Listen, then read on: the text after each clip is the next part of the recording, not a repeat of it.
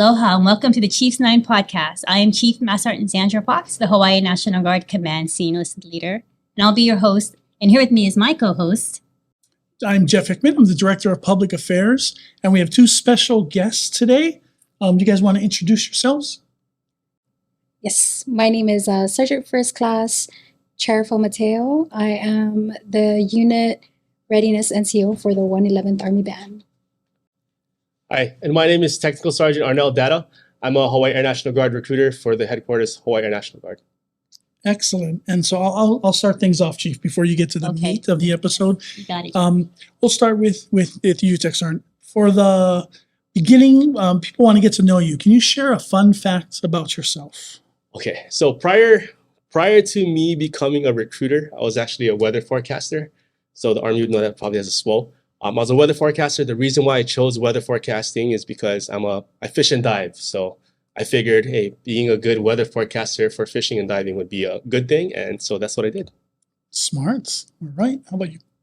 Fun fact, I recently picked up a Fujifilm X-T32 camera, and probably I'm thinking of picking up some photography skills off-duty time because, I don't know, I like taking pictures. Oh, excellent. Well, thank you very much for sharing. Yeah. So how wrong can you be when you're forecasting the weather? How wrong can I be for who? I mean, I can't be wrong at all. For fishing, I could be wrong half the time. Just kidding. I'm joking. And then for you, you said you picked up a camera. What are some things that you're looking at? Just looking at stories, subjects, and making a story out of the pictures that I take, and then posting it wherever I want to post it. Great. For fun. Well, thank you both for being here today. So I guess we'll start off with the first question. So what does resilient mean to you? As we think about that term, what comes to mind when you hear that? I guess we can start over here with Sergeant First Class Mateo. Resilience to me means being able to bounce back, and when we hit our bottom, the lowest of our moods, being able to reach out for help is my definition of resilience. I think about it as like fortitude. So just having that mentality to be ready, right? Because as weather, right? As we know, there's going to be days where it's sunny and nice, but then the storms are always coming. So knowing how to handle yourself within the storms too. Okay. Well, that's good. Yeah. So with your weathering background and your photography, and now we have the definition of resilience, can you guys share with us your Guard story? How did you get from when you joined the military to where you are now? I guess I'll go first. So I came in, I've been a Guard baby. So I've been in the Hawaii Air National Guard since I graduated from James Campbell High School. Initially, I wanted to become a pilot right after high school, and I didn't know about the Hawaii Air National Guard. I thought you had to be part of the active duty to become a pilot. I never wanted to leave. I was already fishing and diving. Never thought that I could become a pilot here in Hawaii because I wanted to stay here again to fish and dive. So I found out about the Hawaii Air National Guard some way, somehow. I think it was during a movie way back in the day where you actually have to sit down and reserve your seat versus buying your seat. So I thought I saw like a little blippet of the Hawaii Air National Guard. And then I went back home that day, popped open my phone book because cell phones weren't a thing. Oh my goodness. And then found the number, called the recruiter. Here I am today. I came in as an aircraft structural mechanic. And I've been in the Hawaii Air Guard since then. I became a weather forecaster, as mentioned, and then the opportunity to recruit made itself available. So I picked up the AGR position after all the years of serving, and still able to call Hawaii home now. Excellent. Before we get to you, let's give a little shout out to the recruiting for having a theater ad that got you in your seat today. So Great job, Air Guard recruiting. And how about you? My story, well, I was a junior in high school, and I was starting to think about college. So my recruiter reached out and said, hey, we have these college benefits if you want to join the Guard. And so I listed as a 42 Alpha Human Resource Specialist with a 12 PSD. And then when I went through my senior year in high school, they said that 12 PSD disbanded, so I had to pick another unit, another job, MOS, and I auditioned for the band. I heard of the band from my recruiter, and they said, "Yeah, you passed the audition," and then that's what began my journey with the 111th Army Band, and ever since then, I've been wanting to be the AGR. So I started in the supply sergeant AGR program, and then picked up my way into the unit readiness position. So that's essentially my story. Excellent. A weatherman and a musician. Nice. Nice. So I guess we'll get into our next question here. So have either of you experienced a setback or situation where you've had to measure your resiliency or maybe develop that resiliency? You can go ahead. Yeah. Okay. You go first. So I guess like the Hawaii dream, right, is always to be able to purchase a home, right? So I think that's become the Hawaii dream as of late. I think this was back in 2019. I was still in weather. I was on orders supporting an active duty, and me and my wife just bought a house, our first house, and then my orders got cut. So I was still at DSG. Orders got cut. I was like, oh no, I can't back out. That's So horrible. yeah, so we were, we prayed about it. We talked to our friends about it. It's like, okay, well, when I was in weather, I did a lot of orders, so I was activated a lot. I think about my 6 years in weather, I would say about 4 or 5 of it, I was on some kind of active duty status, whether here or abroad. And it was testing, right? But me and my wife were like, well, we still have money saved up. And I think we are able to, we're able to sustain. She was still working at that time. And so we're looking for venues, jobs, and ways I can kind of, make money. And, I tried to apply for some things within the Air Guard, didn't work out. But then opportunity for the recruiting opened up. Initially, I was looking at the full-time weather position because at the time, my boss at the time, she was vacating due to picking up another position. But in the meantime, she was like, "Hey, Arnel, I think this recruiting gig might be a good opportunity for you." So this was like 3 or 4 months later. Sure enough, I applied for it, was waiting, finally did the board, and then was waiting a little bit more. But then I finally was able to do the board and got picked up for the position. Yeah, so I think it tested us in like finances. Finances is a big struggle, so that was a huge part. But I mean, thank God we were able to get where we were now. Oh. You're not the only one who has that dream. There's a lot of people and a lot of guardsmen who are trying to get that. And a lot of the reason they joined the military now is because of the pay and benefits. Mm-hmm. So it's nice to hear that you stuck it out and you had a rough time. Just being a drill status airman, that's not enough money to buy a house. So you really proved yourself and stuck with it. And now you're living the dream. Sort of. Yeah. I'm in the dream. You're in the dream. I'm in the dream. Nice. Yeah. That's great to hear. Cool. Well, my resilience story, I had a setback moment, was during the pandemic, the heart of the pandemic in 2020, when we were, I guess deployed is what you call it, to Maui, Task Force Maui. And as AGRs, we just had to go, and wherever they put us, we go, and we don't know when we're going to come home. So we had to let our families know that we'll be leaving the island of Oahu, although it's just, next door island. It's still kind of hard on your family to do it all alone with a new routine. Because I have a son. At the time, he was only 4 or 5 years old, and my husband, geographically, my in-laws and my parents live kind of far, so it's kind of hard adjusting to the new routine. And when we went to Maui, it was really hard for us to figure out our ways with the social distancing, and it took a toll on us mentally. Also, my husband kept calling me, "When are you coming home?" We had no idea when we were going to come home.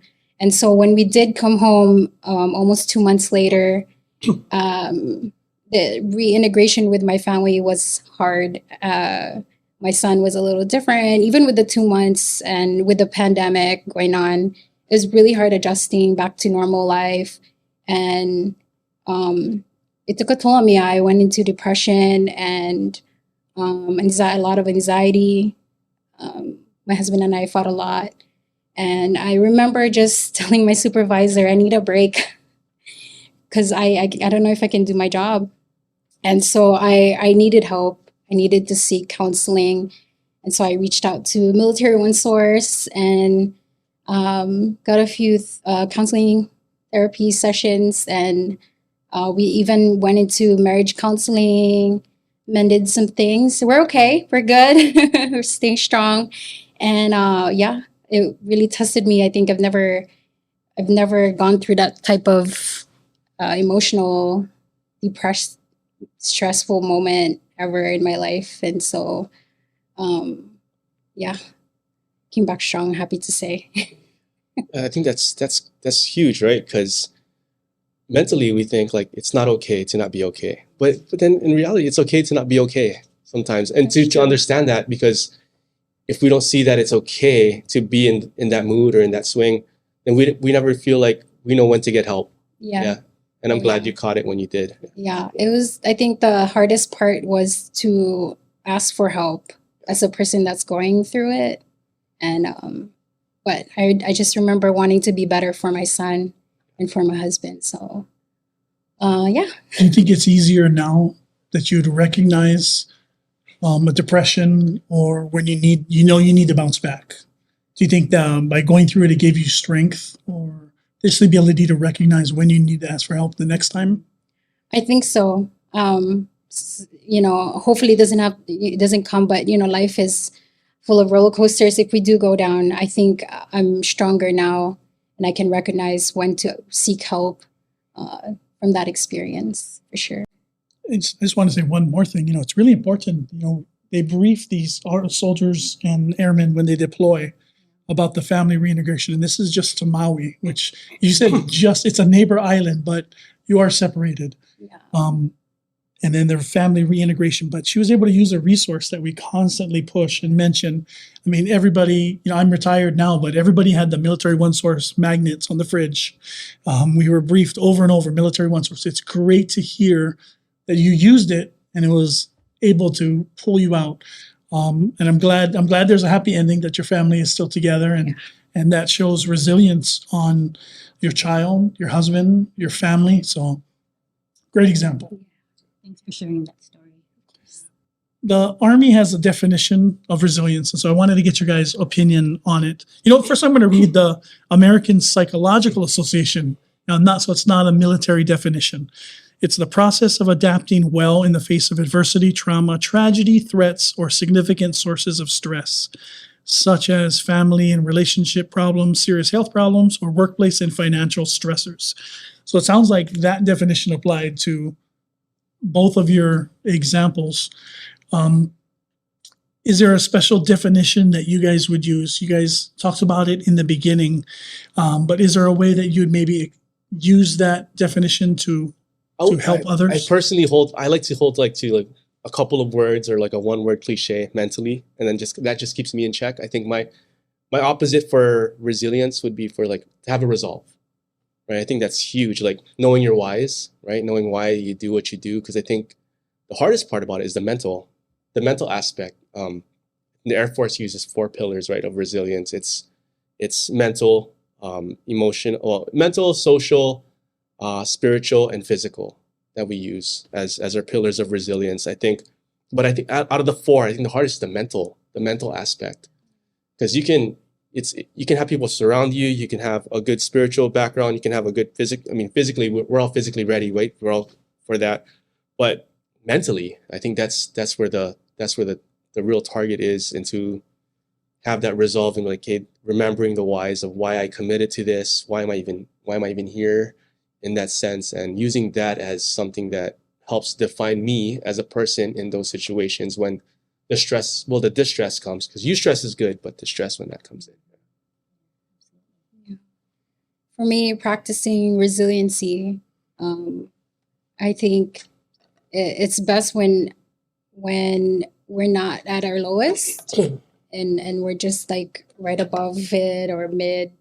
in our roller coaster life. Um, Surround yourself with various support system, not just family, maybe significant other, maybe a group of girlfriends or guy friends. I think so that when we do go low, like when we hit some our lowest, our darkness, we can reach out to different support systems. Maybe one fell out, you're not talking, then at least you'll have one. So I think practicing resiliency every day, that's the easiest way. You guys went over pretty extreme details, but like you said, it can be used every day. You can have a bad day, and you can practice resilience in small bites. Mhm. And I think you might even start to get better at it if you do it every day. I think you become more self-aware, right, of like what might trigger you, how you regulate yourself. So what advice would you have as a supervisor to have your subordinates practice resilience? I think I really like what Sergeant First Class Mateo said about the knowing your tops and bottoms, in a sense of like being ready mentally, right? But I think even in the midst of it, being honest with yourself so that you can cross-examine. You can cross-examine yourself and know what you were saying, the checkpoints, what triggers you. I would say if I'm talking to subordinates, it would be really like, hey, know yourself. Be honest and really like brutally honest with yourself, and only you can know what your triggers are. Where is your low? Where is your high? Because some people can handle more than others. But if it's you and you think you can handle, if you can handle it and you ultimately you can't, you're just bottling it up. And I think that's a cry for help in and of itself. Yeah. That's true. I would give my subordinates advice by letting them know to take a break. My soldiers, they work really hard, often on duty in their civilian lives, and they just need to kind of like reset. And so I always tell them take a break. I think that's the best way as well to, just align with yourself, know yourself, take a break, and then don't be burnt out. Yeah, that's a big thing. Hopefully that opens some communication that they're comfortable enough to go share with you. They got to take a knee, right? Because oftentimes we want to be in control and we don't want to show, quote unquote, being, having a weakness that we need to take a break. So I think that's a great message for the subordinates and our listeners out there. What do you think, Jeff? Yeah, as a former officer, we had resilience training, mandatory resilience training that kind of came in at the end of my career, and it's kind of standoffish at first, and then it got a little more accepted by people, and then we could see it, how it was really helping. So I wanted to ask you guys, do you also look up and maybe see leaders who are higher ranked than you, NCO or officers? Would you, today, with all the training you've had and experiences, would you be able to talk to them as well to kind of give them a heads up? I know that's challenging. That's hard. Challenging. That's a good question. I think our team, we understand, like at least the recruiting side of the house. It's really nice in that we're all literally with recruiting. We're all in the same boat. And when we're trying to get folks in, we're overly worked, underly staffed. Right? Is what all recruiters will say. Is that it's a hard job. But I think it's such a nice open door policy that we have within one another that I can approach my supervisor and really let her know, like, hey, this is what I'm going through. If I'm acting a certain way, or if I may be, I'm just really like, I'll be like, I'm really busy, or I'm having a difficult applicant or a difficult recruit, and they come in threes, right? So you never just get one. So, that's one of those things. It's nice to have an open line of communication where I can still be, and this is something I always tell myself, and I tell my recruits, like, please be professional, but also be personable with me. Those two things. If you can just be professional and personable, I think you'll carry yourself well. And I expect that out of myself, and I try my best to do that with my supervisors as well. And they receive it pretty well. I think our team does well with it, and it helps us manage the stresses that it is to be a recruiter, especially in this, the current climate that we're in, right? Where recruiting is at its lowest. That's kind of the thing. Yeah. Well, my supervisors in my unit, they're very self-aware, and they're also easy to work with, and so they're very observant. They see when everyone's burnt out or just needs a resilience time, some MWR time, and if they're even them, I tell them, hey, you need a break. My commander, he's full time as well. I always tell him, Chief, you gotta take leave. You haven't taken leave in a while, and it's building up. I think you deserve a break. But I'm fortunate to have leadership that listens out and also are very aware with what's going on. That's good to hear. On behalf of the officers corps, please do. If you see somebody who think you needs it, please raise the flag. Yeah, they would definitely appreciate it. Yeah. So you guys talked earlier about your stories of resilience and basically coming back up, right? When you guys were reaching that bottom with you and your financial situation with the house and you with being in Maui and away from your family. How has that experience shaped you and how you may practice resilience today? I would say practicing resilience, I mean, just as we talked about, right? Having a good support system. I think that's always like having a place to run to. I mean, my biggest support system is my family, my wife, first and foremost, right? She's there for me whether she likes it or not, right? And then I have a group of friends, consider them my brothers, went to high school with them, grew up with them. They know anything and everything about me. And I think that's a good thing to have because I can't BS with them, right? Like I can't. They know me when I'm not myself. So I mean, so does my wife. And I think those are good because then they'll be your red flags. They'll pull the red flag for you. You don't even have to check it out. But also knowing when to enjoy life too, right? Like outside of work. I mean, this is my work me, but I'm also I'm a whole other individual. Not necessarily I'm a whole individual is what I mean. Is this just a part of me, right? Yeah. This job that I do, serving here for Hawaii, it's just a part of me. It's not who I am as Arnel, as a person, right? And I think that's what could really hurt some people sometimes is that they take this job and as great as we serve, they take it and make it their identity, which I think that can be harmful in and of itself. When this is your identity, it can consume you. Yeah. I love that. Don't lose yourself, right? Remember where you came from, your values, your character, right? Do something fun. Yeah. Do something. Take a break. Yeah. That's the easiest one. Yeah. It's okay to let your hair down, right? Once in a while, So I love that. That's great advice. Yeah. Thanks for sharing that. For me, it's since that pandemic, I try to save. I try to take more time with my family after work. I put a time. Okay, after 1700, I have to stop working. I have to go see my family and spend time with them. Whether it's just chilling at home, watch TV, or be with each other's presence,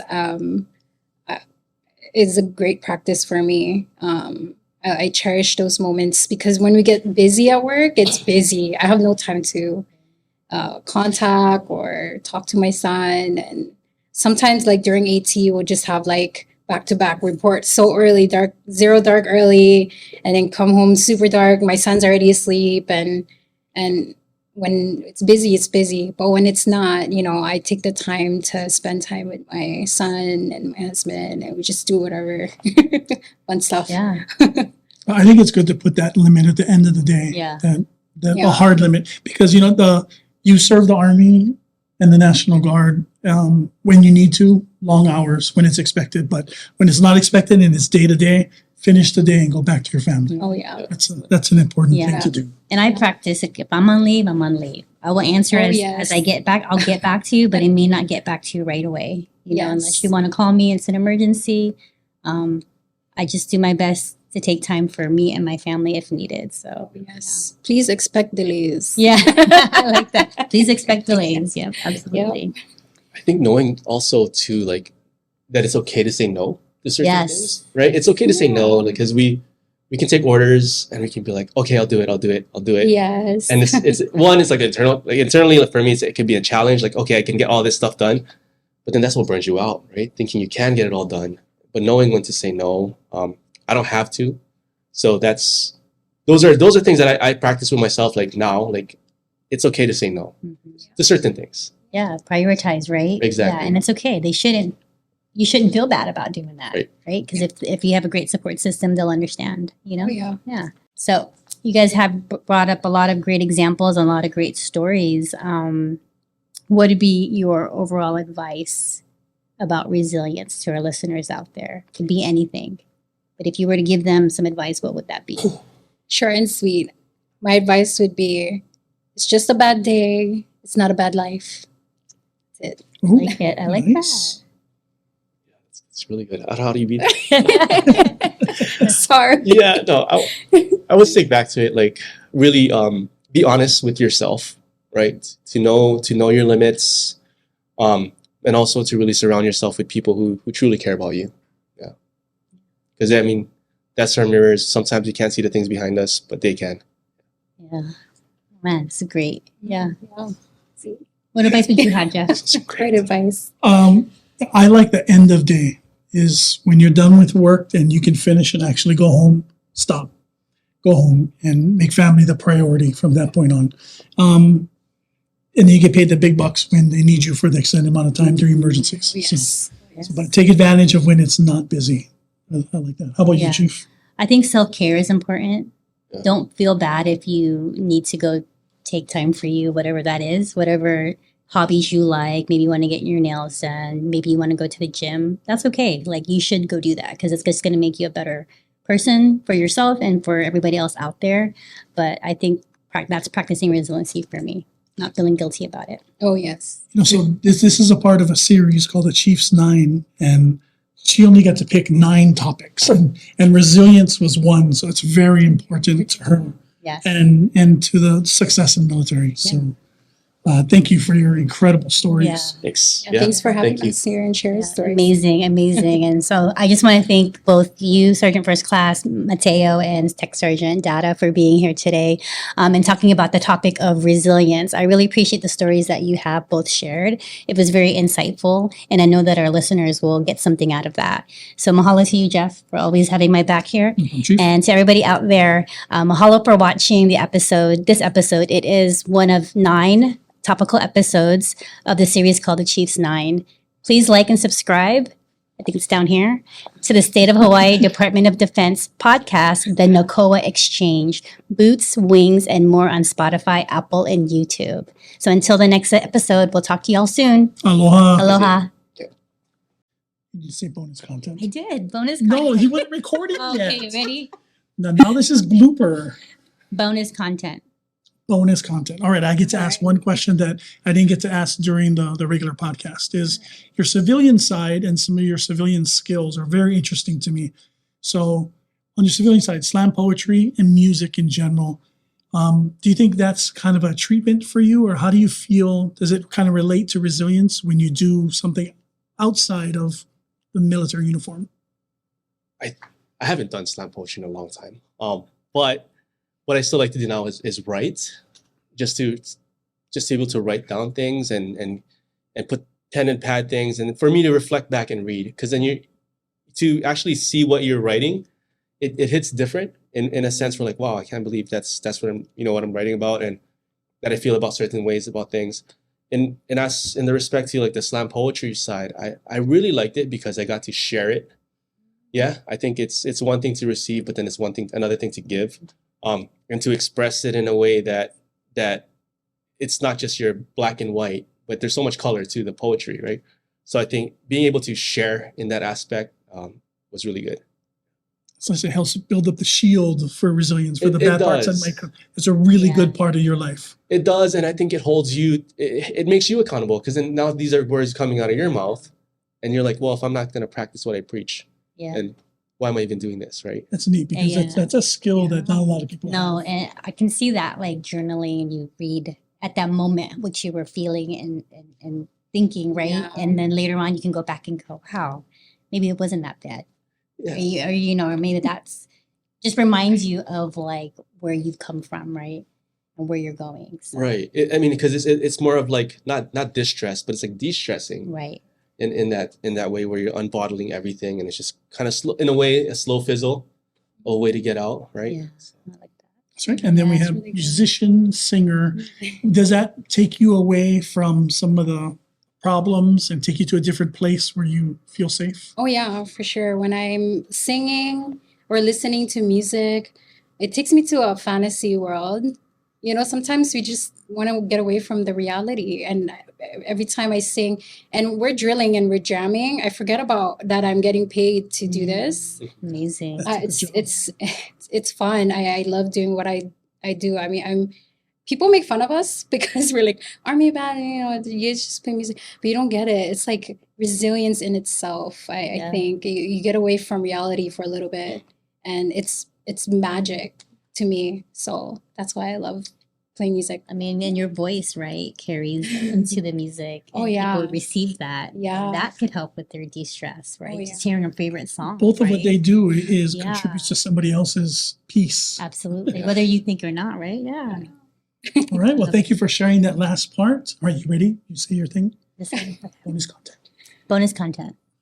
Bonus content.